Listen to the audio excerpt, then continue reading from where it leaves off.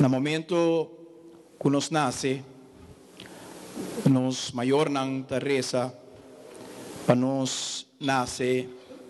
que todo sentido nang que te ajuda nos na vida do mundo aqui. Para nos mira, para nos escuta, para nos portina nishinang pahole, manang pasinti, pasina e reto nang que nos tem vida, nos por superanang e junto nos por construir vida para nos mes e para nos família. Para esta ku lanta e fundação de Favi,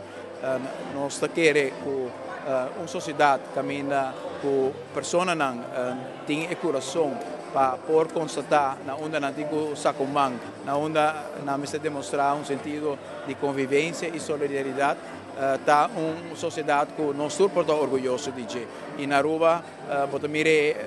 aqui na trabalho na Favi assim, mas bota mire também tem trabalho na